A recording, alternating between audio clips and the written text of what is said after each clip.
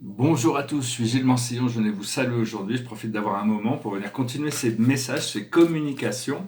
Je vais voir si on peut offrir une guidance, une réflexion, un miroir pour la journée.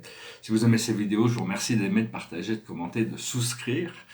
Euh, la plus haute sagesse pour nous aujourd'hui, c'est le paradigm shift, c'est-à-dire de passer de tout à rien, de l'exclusion à l'inclusion, la peur à l'amour, c'est toutes ces énergies qui sont en train de se transformer de pile face à pile. Et donc c'est là où la sagesse se trouve, c'est l'habilité à se transformer. Ce que l'on doit comprendre, c'est l'effort juste. On a un effort à produire pour arriver à ce lâcher prise. Ce que l'on doit faire, c'est l'achievement, c'est-à-dire l'accomplissement. Accomplir, ces symboles sont très puissants. Hein. Regardez. Et l'aboutissant, c'est le higher self, le moi supérieur. C'est-à-dire, on va beaucoup plus intégrer avec notre moi supérieur. Il y a déjà beaucoup plus de conscience entre cette réalité, cette réalité inconsciente qui nous dépasse, mais qui est toujours présente. Hein. C'est-à-dire que cette présence de la source de Dieu est 24 heures sur 24, 7 jours sur 7, elle est présente, et cela depuis toujours. C'est juste apprendre à connecter avec cette source à l'intérieur.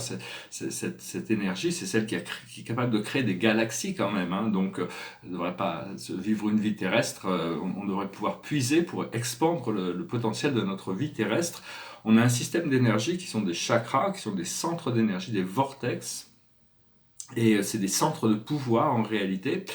Et c'est ça qui est la base pour notre corps de lumière. C'est un modèle qui nous a été dessiné pour pouvoir connecter avec ce corps de lumière, éventuellement le corps universel. Et, mais donc il faut que tous ces chakras, ces 7 chakras, dont la base soit alignée avec la lumière et l'abondance pour que tout puisse résonner. C'est ce pouvoir de la base, de cette abondance, faire circuler dans le deuxième chakra, le troisième, le quatrième, le cinquième, le sixième, le septième chakra. Il faut commencer à travailler avec ces énergies pour arriver à être plus conscient de notre système de chakras. Et donc voilà, hein, je voulais aussi dire que c'est bien d'être contemplatif de l'histoire plutôt que de toujours, parce qu'on est toujours dans l'action, en train de créer des choses et tout ça, donc dans l'action de notre vie. Alors quand on devient contemplatif, il y a les actions de notre moi supérieur qui font que les choses se déroulent harmonieusement. Et donc, cela dit, si on peut imaginer qu'on existe en tant qu'âme éternelle au-dessus, avec cette connecté avec l'esprit cosmique, avec la source de l'univers, on a créé ces plans d'âme pour être comme étant le producteur, le metteur en scène, l'acteur principal. Il y a des acteurs secondaires, il y a des acteurs qui sont présents, il y a des acteurs majeurs dans notre vie, il y a des acteurs mineurs, il y a des figurants. On a tout choisi en fin de compte et on est en réalité le producteur de tout ça. L'âme est le producteur de tout le show. Cela dit, en tant que conscience individuelle, c'est bien de rester contemplatif de ce qui se passe pour pouvoir voir les desseins supérieurs de l'âme. Et donc, parce que juste pour revenir sur cette idée que c'est une des plus grandes explications de ce qui se passe, dans ce que l'on vit sur Terre, c'est la caverne de Platon. Je crois que c'est à la fin du 9e chapitre de la République. Et Socrate, en quelques mots, il explique ce concept de la République, je conseille La République de Platon, c'est un livre très éclairé, sur le concept de la caverne, comme quoi on vit dans un monde qui n'est pas réel, c'est juste qu'on a une illusion de quelque chose qui est créé par notre cerveau, hein, c'est notre cerveau qui crée tout ça, et on ne fait que contempler et réagir à des ombres qui nous sommes projetées dans notre esprit, alors qu'en réalité, la lumière du soleil, une fois qu'on découvre la lumière du soleil, on s'aperçoit que cette véritable lumière est beaucoup plus...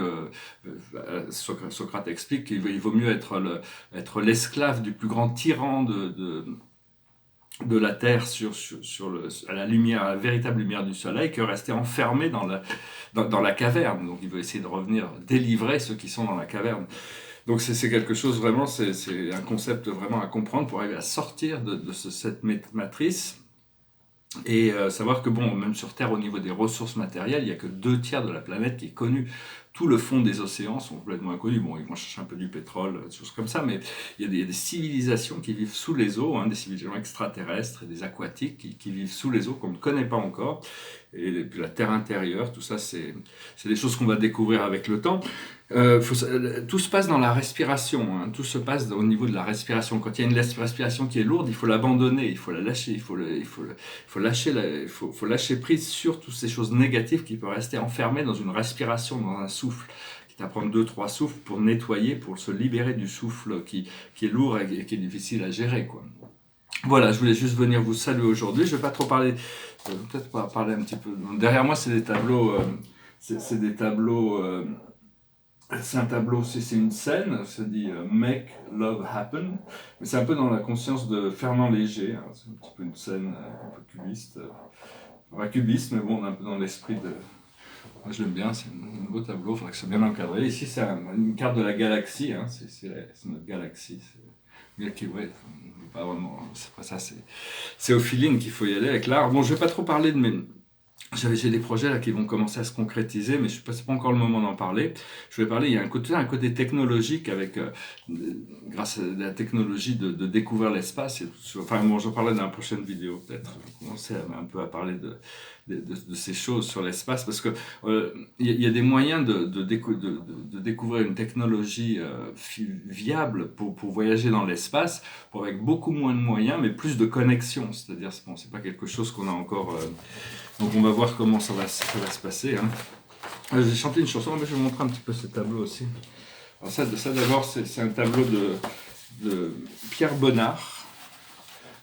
Ouais, il a une grosse moustache, hein. Elle a un peu débordé la moustache.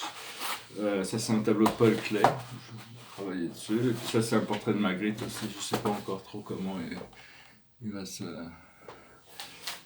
Et puis ce portrait de Basquiat, qui est pas vraiment fini, il n'est pas vraiment sec. C'est le portrait de Jean-Michel Basquiat. Je n'ai pas encore fait l'astrologie derrière. Il dit Samo, Barré, Jean-Michel, il y a son petit logo en haut. Et puis il y a cet arbre aussi de la vie, là, j'ai commencé à retravailler dessus. Donc c'est un arbre, alors il y a d'abord eu un texte qui s'est passé sur le prana et l'akasha, qui sont mis là. Après ça, il y a un autre texte sur les pouvoirs magiques qui s'est mis dans l'arbre. Après ça, il y a les 6 perfections qui sont écrites là, il y a les 4 vertus du cœur. Et là, il y a tous les aspects yang et tous les aspects yin. Alors pour le moment, j'ai commencé à mettre des couleurs un petit peu sur le... J'ai commencé à mettre des couleurs sur les premiers niveaux. Après ça, maintenant, je vais mettre des couleurs sur l'arbre, un peu sur toutes les lettres. Et je vais commencer à le monter comme ça. On va voir comment il va c'est beaucoup de lettres. Enfin, pour le moment, il y a un peu trop de rose, encore un peu trop de bleu. Donc je reviendrai aussi là-dessus. Mais tout va être un petit peu... C'est du travail. Mais enfin, bon, c'est intéressant de voir ce que ça va donner. Et donc voilà, je vais vous saluer, je vais tirer une dernière carte, chanter une chanson, c'est une chanson romantique, une chanson d'amour, une chanson française qui parle de rien regretter. Goes like this. Non, rien de rien, non, je ne regrette rien, ni le bien qu'on m'a fait, ni le mal, tout ça m'est bien égal. Non, rien de rien, non, je ne regrette rien. C'est payé, balayé, oublié. Je me fous du passé. Avec mes souvenirs, j'ai allumé le feu. Mes chagrins, mes plaisirs, je n'ai plus besoin d'eux. Balayer les amours avec leur trémolo, balayer pour toujours, je repars à zéro. Non, rien de rien, non, je ne regrette rien, ni le bien qu'on m'a fait, ni le mal, tout ça m'est bien égal. Non, rien de rien, non, je ne regrette rien, car ma vie, car mes joies, aujourd'hui, Elle commence avec toi. Ouais, cette chanson, je crois que c'est Charles Dumont qui a écrit ça pour Edith Piaf. Donc voilà, on tire une dernière carte. Voilà. Commencer à travailler un peu, passer aux choses sérieuses. Hein. Le 5 de Raphaël, oui. Chaque chose a sa raison d'être. Laissez vos regrets de côté et concentrez-vous sur les chances d'accéder au bonheur qui s'offre à vous. Cherchez du réconfort. Donc c'est vraiment essayer de faire tout ce qu'on peut pour abandonner tous ces regrets, abandonner tout le passé, abandonner toutes les choses qui ne sont pas en alignement avec ce que l'on veut vraiment et pour arriver à trouver ce confort intérieur. Hein, c'est vraiment, et à partir de là, on va trouver le chevalier d'Ariel, digne de confiance, compréhensif, dévoué et drôle. Vous avez tant à faire, définissez un programme très détaillé. Une personne gentille veille sur vous. Donc voilà, on est rassuré. Je vous remercie, je vous salue, je vous dis à bientôt. Namasté.